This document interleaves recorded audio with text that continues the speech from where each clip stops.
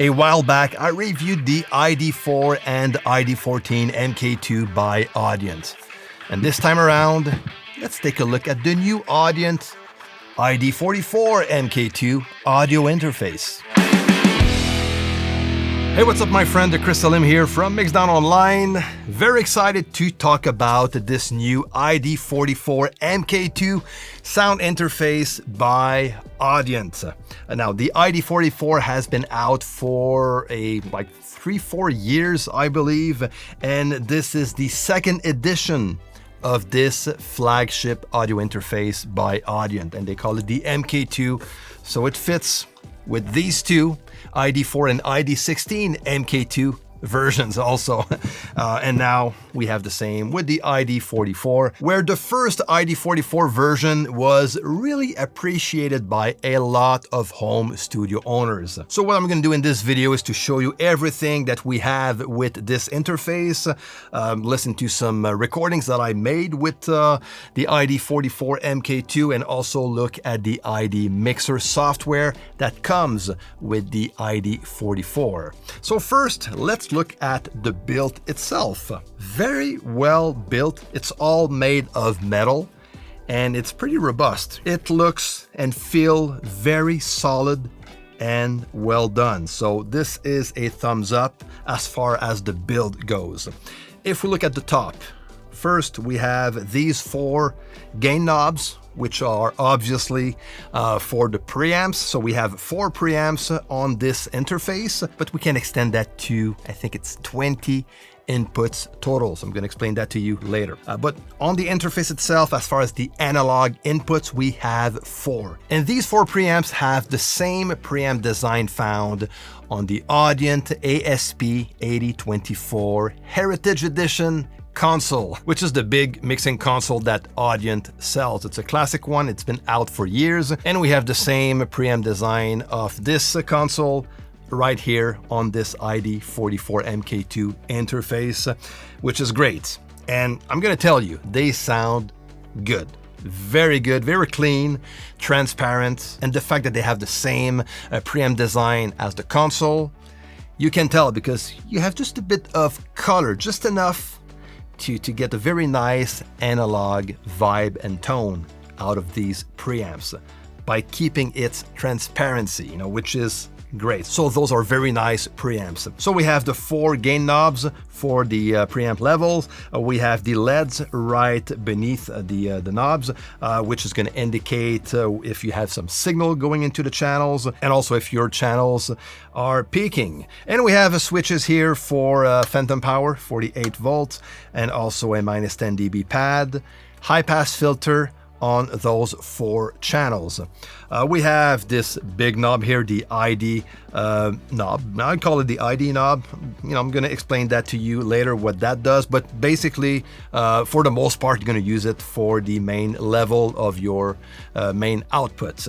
But there's something cool we can do with this knob, and again, just bear with me, I'm going to explain that to you later. On the top right, we have the 2 knobs for the headphone levels. And then we have all these buttons here, one for the ID, the dim, cut, to mute everything, the talkback, and programmable buttons also. I will talk more about these buttons once we talk about the ID mixer software. At the back of the interface, we have the 4 mic line combo input jacks. If we look at the 2 first channels, those will also have insert send and returns, which are very useful. And again, those are only on the 2 first channels. This is going to be useful if you, for example, you want to record a vocal or any instrument with a analog compressor, for example, or any other types of analog unit.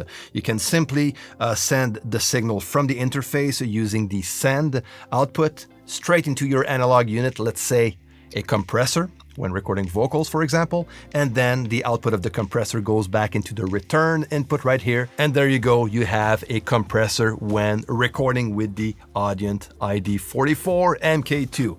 Very nice. Also very useful if you want to record with another preamp. Let's say I want to record my vocal using my Vintech 473 preamps. Okay, let's say I want to use both preamps.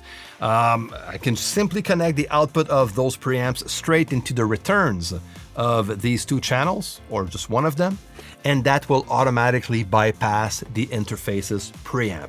So this way I get a clean signal out of my external hardware preamp that I want to record with. So very practical. And when mixing, this is also very useful for the use of analog gear, like I do with my Tegler Crème stereo bus compressor. I can use this setup with the iD44 MKII by sending my mix out of output 3 and 4 to my stereo bus compressor back into the insert returns from channel 1 and 2 and straight in CUBASE. So that's the way I can use analog gear while mixing with the iD44 MKII. Then we have two stereo outputs.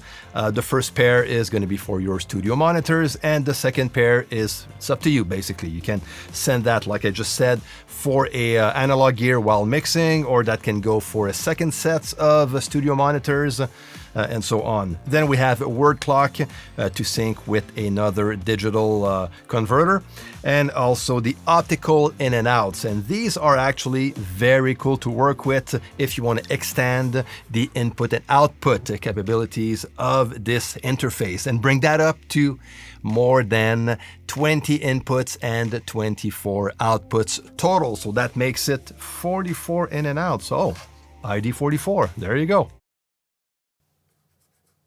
So the way it works, it's very simple. You can use these optical in and outs for SPDIF and also ADAT connections.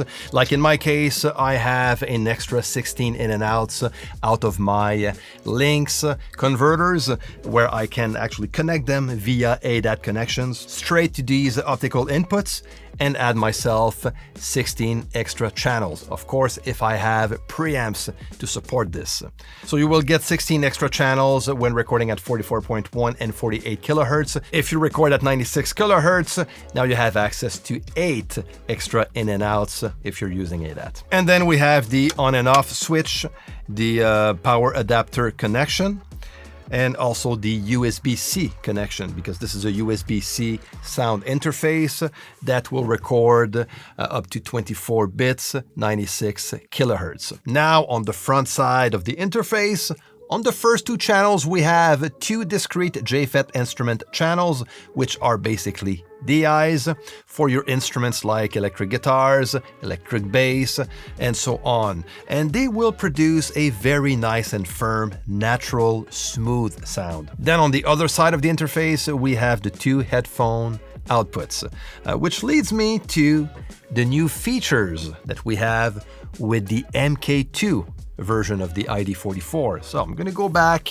to the front side of the interface and look at those two headphone outputs. The first one is a dual headphone output. So that means that on this dual headphone output, you'll be able to connect two sets of headphones and share the same cue mix, which can be practical. And they will use different size of headphone jack connectors. And again, on top, we have the two knobs to control the levels of these two headphone outputs. Another very nice feature we have with the iD44 is Loopback, which is going to give you the ability to record a signal coming out of your computer back into the interface, which is good if you want to record audio from a website, let's say YouTube, for example, or use Loopback to listen to mix references out of a streaming service straight in CUBASE. That's another way you can use Loopback. And Loopback is also very useful when streaming. So this is a new feature of the iD44 MKII,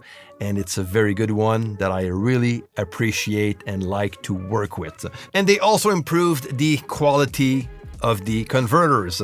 And last, they also improved the look, the cosmetics out of this interface to fit a bit better with the iD14 and iD4 interface, where we have a very nice space gray modern vibe, and this is what they actually did with this one also. So there you go. I had a chance to work with the iD44 MKII, recording live drums, a guitar amp, an acoustic guitar, a bass also, using only the preamps from the interface itself, and this is what I came up with.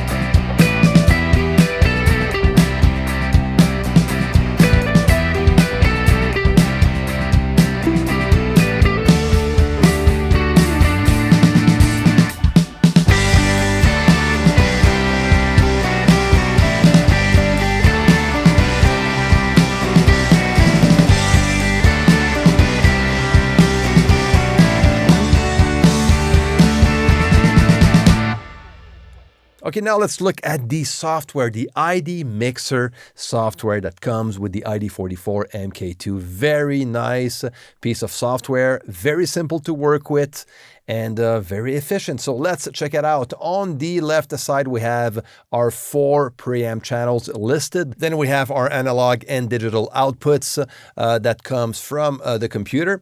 We also have on the right side the ability to hide or show every types of inputs. So if I hide the mic inputs, they're just going to disappear basically. And same for the DAW outputs. And I can do the same with the optical digital inputs. And there you go. Now I'm going to see all 16 extra digital channels that I have access to via ADAT connections on my side. I'm going to hide them because I don't need them for now. At the moment, as you can tell, I'm actually recording my vocal signal through the iD44 preamp, and I'm actually using output number 3, send to QA. To record this into my recording machine, and this is what you're hearing right now. So it's very easy to set up. Right now I have the master mix tab where I can, just craft a mix for my monitors, my studio monitors, and I have one for Q1, and I have access to 4 different Q mixes straight from this software, which is pretty handy. If we open the view, if we go under view and click on show system panel, we have a bunch of stuff going on here. We have the choice in digital inputs. We have the choice between ADAT and SPDIF. Digital outputs, same thing, ADAT or SPDIF.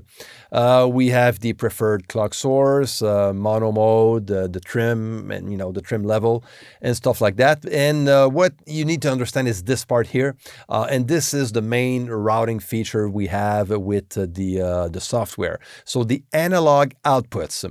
So we have output 1 and 2, 3 and 4 that are the physical line outputs from the interface. We decide from this window where we want to route them within the software. So if I want the signal to go straight to my main mix, this is where it's going to go, and this is how it's set up by default.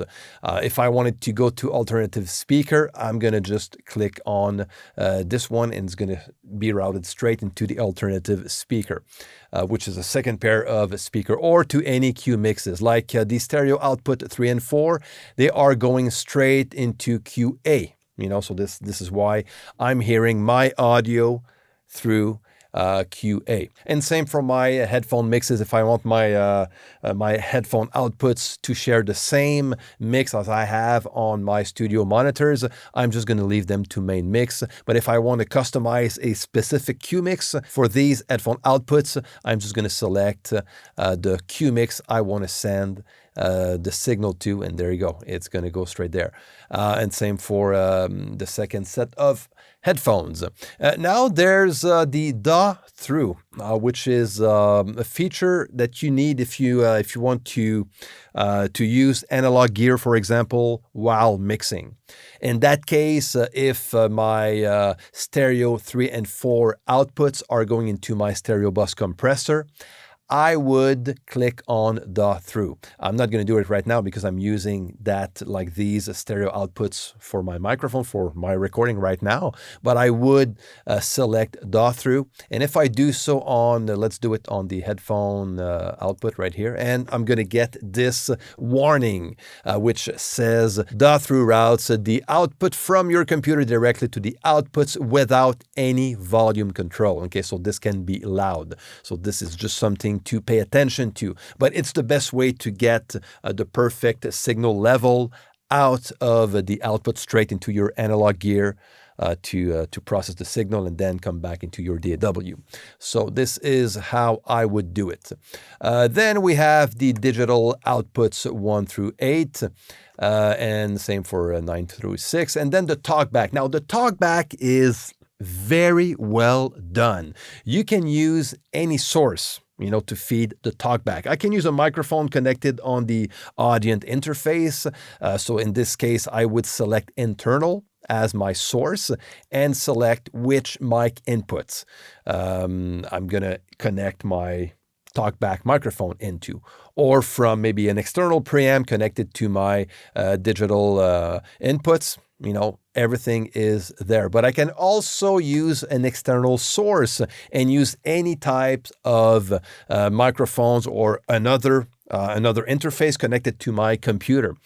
So device type in that case could be Windows Audio, and then I can choose whatever microphone is connected on my computer. So I can use the microphone, like the camera's microphone, as my talkback microphone if I want to, by selecting this microphone driver.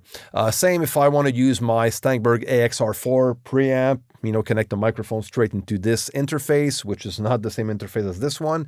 I can use it to feed my my talkback microphone, which is pretty cool. So this is very, very handy. And let's face it, when using a talkback microphone, we don't need a high quality mic. Anything will do. You can even use the microphone out of a webcam. You know, it's going to be listed there if you have a webcam connected on your computer. Okay, so very practical. Love this talkback feature that we have with the ID mixer software. And then if we look on the main window at the bottom right, we have the talkback. Again, you can activate talkback right here, and also from these buttons here straight on the interface. Okay, so if I click on talkback right here, it's going to dim the signal from my studio monitors, and it's going to activate talkback. Now, the cool thing is that if I click once on the talkback button, it's going to keep the talkback active, okay? But I can also keep my finger on the talkback button, and then when I remove it, it's going to turn off automatically. Okay, so you can keep it on or just keep it on while you have your finger pressing on it, and that's it. Cut will cut the whole signal, basically.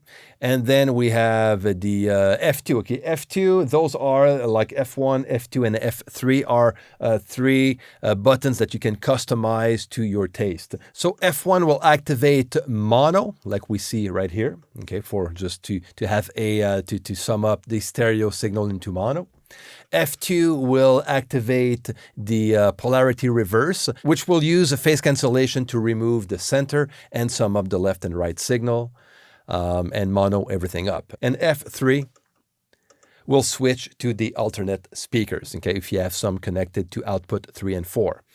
This is what it's going to do. And then again, dim will dim the signal down, cut will mute everything. Then we have the ID button here. So if I activate the ID button, this big knob will act as my scroll wheel that I have on my mouse. So everything that I point with my mouse on my computer is going to be controlled by this wheel, which is very cool. So that's why I'm saying you can control plugins with this wheel. As far as you point your mouse on the plugin parameter you want to work with.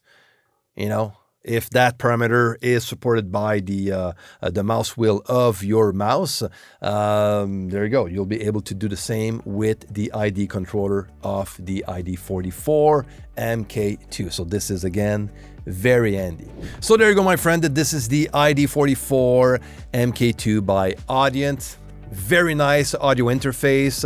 I think the retail price is at around $699 US, if I'm not mistaken.